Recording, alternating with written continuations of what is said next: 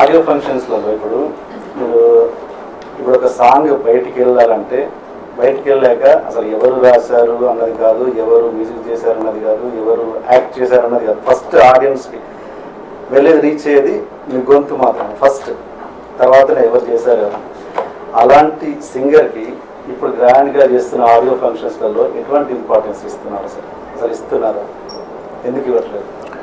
అది audio function అనేదండి ఇప్పుడున్న దీంట్లో ఒక మూవీ ప్రమోషన్, అది తప్పు కూడా లేదు. ఎందుకంటే ఫస్ట్ మూవీని ప్రజలకి రీచ్ అయ్యేది ఒక పండుగని స్టామ్, ఒక ఫెస్టివల్, ఒక మంచి సినిమాని ముందుకు తీసుకురావడానికి ఒక రీజన్ కావాలి. ఆడియో ఫంక్షన్ మ్యూజిక్ అనేది రెండు విధాలుగా, ఒకటి సెంటిమెంటల్గా కూడా ఆడియో ఒకసారి మార్కెట్లోకి వచ్చాక జనాలకి ఎక్స్పెక్టేషన్స్ పెరుగుతాయి. ఎందుకంటే దాని నుంచి ప్రోమోస్ కట్ అవుతాయి, దాని నుంచి కాస్టింగ్ తెలుస్తుంది, చాలా ఉంటాయి. కాబట్టి దాని చేస్తారు. అయితే ఒకటి అప్పుడప్పుడు బాధ అనిపిస్తుంది, ఎందుకంటే మ్యూజిక్ ఆడియో ఫంక్షన్ అన్నప్పుడు అట్లీస్ట్ మీరు చాలా ఫంక్షన్స్ చూస్తారు, ఎవరు సింగర్స్ మాట్లాడడం కానీ ఇక లాస్ట్లో ఈ రోజు పెళ్లి కొడుకు అంటారు ఎప్పుడు అందరూ వెళ్ళిపోయే టైంకి.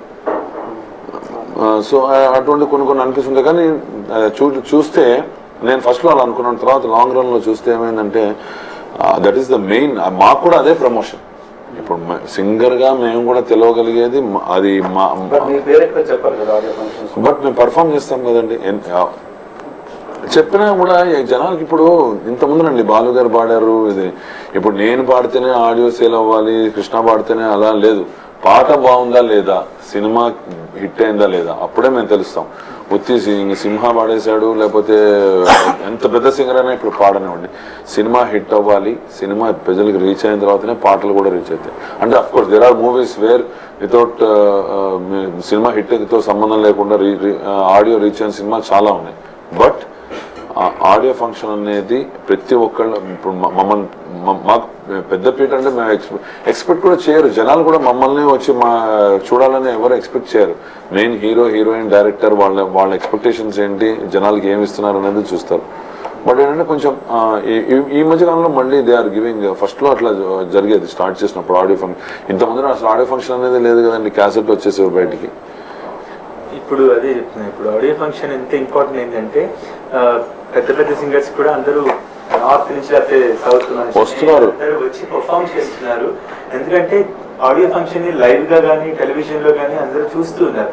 ఆర్ఎస్ కుదరకపోతే యూట్యూబ్ లో అయినా స్క్రీన్ చేసుకుని చూస్తూ ఉన్నారు అనమాట. సో ఆ ఫలానా సింగర్ పాడాడు, లేకపోతే ఇప్పుడు ఒక పాట వాళ్ళు పాడిన తర్వాత ఓహో వీళ్ళు పాడారా అని తెలుస్తుంది జనానికి, చూసేవాళ్ళు. ముఖ్యంగా తెలుగు వాళ్ళే పెద్ద మ్యూజిక్ డైరెక్టర్స్ ప్రిఫరెన్స్ తీసుకుంటారు. దేవి గారు ఉన్నారు అనుకోండి, దేవి గారు ఫస్ట్ మొత్తం ఎవరున్నా మొత్తం అందరిని పిలిపించి, తమన్ గారు, మణి గారు, వీళ్ళు పిలిచి ఫస్ట్ మమ్మల్ని నిలబెట్టి ఇది పాట పాడాడు, పల్లె పాడించాము, మళ్ళీ పాడించాక చేస్తారు. డెఫినెట్ గా విత్ హిస్ మ్యూజిషియన్స్ పేర్లు కూడా చెప్తారంట ఆయన. పాడాను కదండి, 2 మూవీస్ పాడాను. అల్లుడు సీను, అల్లుడు సీన్ అదొకటి, దిమ్మ తిరిగే శ్రీమంత్. అంటే ఒక జోనర్.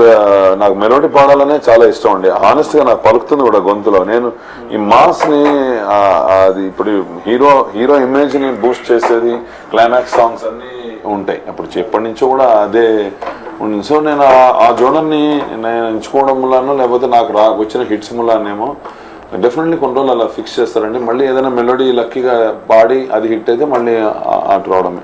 బట్ నాకు మెలోడీ పాడాలని ఉంటుంది, కానీ కంఫర్ట్ జోన్ మాస్ సాంగ్. సినిమాలో తాతయ్య క్యారెక్టర్, బామ్మ క్యారెక్టర్ వేస్తే ఇంకా వరుసగా ఒకే సినిమాలో 10 సినిమాలు బామ్మ క్యారెక్టర్ వాళ్ళని పిలిచినట్టు ఒక ముద్ర వేస్తారు. కానీ అందరూ అన్ని రకాలు పాడగలరు.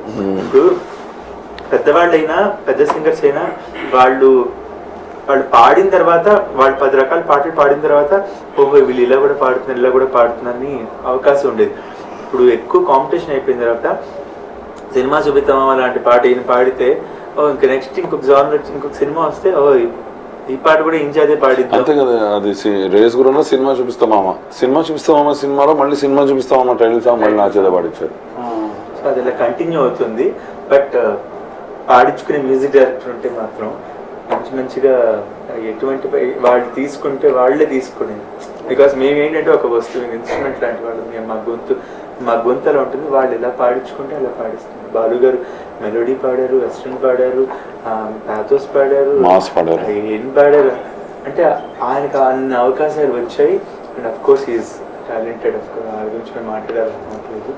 మాకేంటంటే ఇప్పుడు అవకాశాలు తక్కువ, ఉన్న అవకాశాలు 10 మందికి షేర్ అవడంతో అట్లా అట్లా అట్లా అట్లా షిఫ్ట్ చేస్తారు.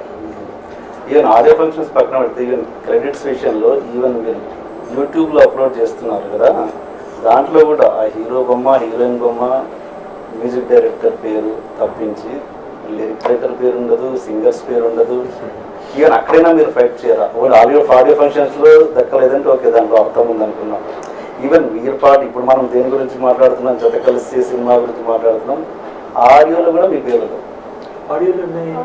ఆడియోలో సారీ యూట్యూబ్లో అప్లోడ్ చేసిన దాంట్లో అంటే నేను ఏంటంటే అది వేల్ రికార్డ్స్ ఫేమస్ కంపెనీ. ఏదో ఆ కంపెనీ నేను వేలెత్తి చూపట్లేదు, కానీ అదని కాదు, ఎనీ కంపెనీ అలాగే చేస్తుంది. కొన్ని అప్పుడప్పుడు చేస్తున్నాయేమో, ఎందుకంటే వాళ్ళకి తెలియకన్నా అప్లోడ్ చేసేటప్పుడు మిమ్మల్ని కన్సల్ట్ చేయడానికి ఇబ్బందిగా లేకపోతే ఏంటి, ఎందుకు జరుగుతున్నాయి ఆ మిస్టేక్స్?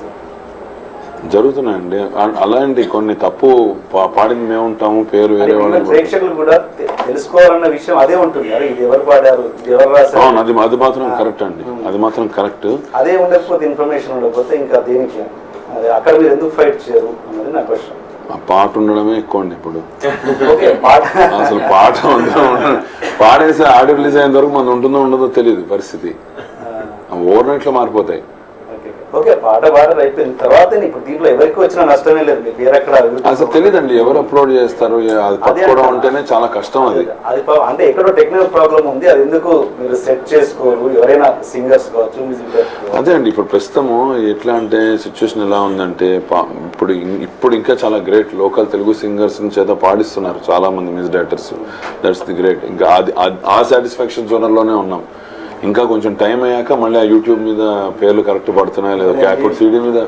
ఇప్పుడు నేను మీ పేర్లన్నీ ఓంకార్ గారికి ఫోన్ చేసి తెలుసుకొని సీడీ మీద పడుతుంది, అక్కడతో సాటిస్ఫై అయిపోతుంది. దొరకలేదు గూగుల్లో. వాళ్ళు ఖా హో హే ఇవి ఉంటాయి కొంచెం వాళ్ళకి, అవి మనం కరెక్ట్ గా ఉమ్మేసి మైక్ అని తడిపేసాం అనుకోండి, వాళ్ళు ఏం చేసినా మన మైక్ కి ప్రాబ్లం లేదు.